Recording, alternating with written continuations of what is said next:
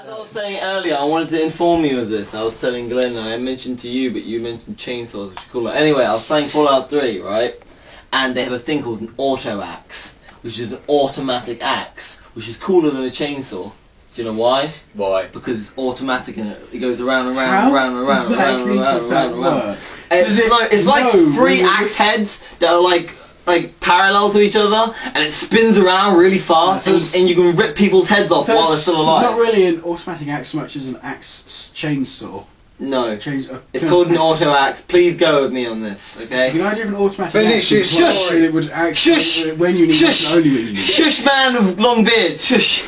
Look, regale us, Uncle John! Thank you. What I was trying to get at was that it made me think that if an axe could be made automatic without being made into a chainsaw, then anything could be made automatic, like an automatic sandwich. Like you press a button and a sandwich flies across the room and smacks you in the face. Why would you want it to smack you in the face? Well, you'd have to prepare yourself. You have to aim it just right, so that it doesn't smack you in the mouth. You're just going Wallace and Gromit now. Am I? No. Yeah, Wallace and Gromit did this. The sandwich works. You need to aim it just right. Have a set of razor blades in front of your mouth, so when it fires out, you just dices up nice and goes straight into your mouth. But what if it it's like one of those sausage things for you? But what if it backfires and suddenly the razor blade suddenly gets stuck in your throat and you're just walking around with like every time you speak, blood just splurts out everywhere. That's the thing. Fluffy has a new video. The razor blade is made of metal. A flying sandwich is not going to destroy that. Unless it's a machine that sometimes gets confused and makes rock sandwiches. Oh, stop making these machines that kill us. But machines will kill us, that's the whole thing, so why are we trying to avoid it? Because we know they will anyway. Well, we could just stop. Well, they can't. A machine can't do anything unless you program it to do it. It's impossible. That's what they want you to think, but it's sentience. Robots, clones. First rule of robots and clones, they always turn against you. Second rule of robots and clones, they always turn against you. Same with every other rule up to infinity. That's just robots and clones for you. Anyway, but the point of robots, we have the zombie survival guide. Why don't we have the robot survival guide? That already exists. I saw it on Amazon. How to survive a robot uprising. What about clones? No, not yet. I think it just applies the same way, except with robots you replace it with the word clone. Yeah, but Joe... What about rage-infested monkeys? No one can prepare you for that. No one can prepare you for that. Joe, with clones though, the problem is, if it's a clone, then you know its weakness.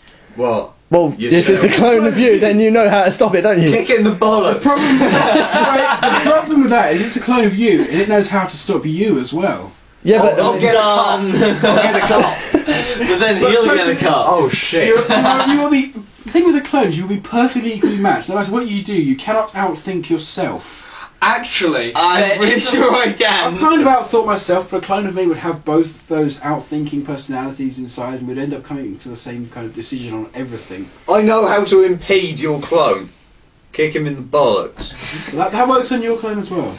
No, and on me. No, but here's the thing, right? This is where it fails, because say for example, you've got Joe and Joe's clone.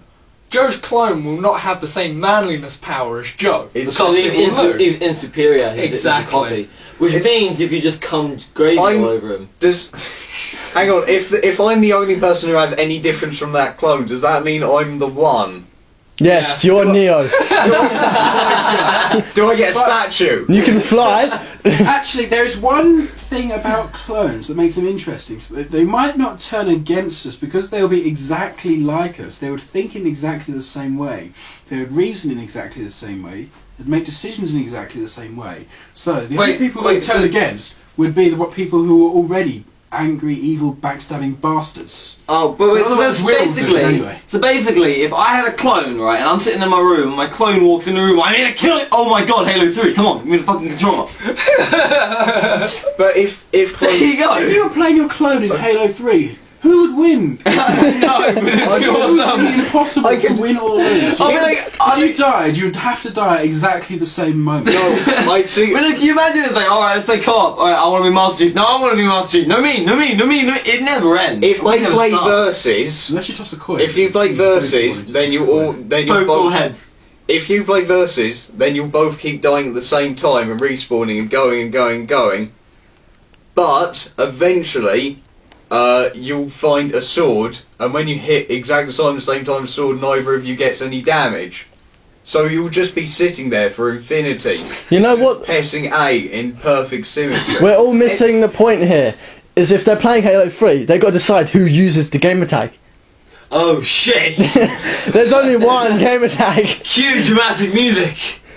Yeah. Dun dun dun dun. That, Yeah. ladies and gentlemen, is why the clones will eventually turn against us and kill us. Why? So with gamer tags.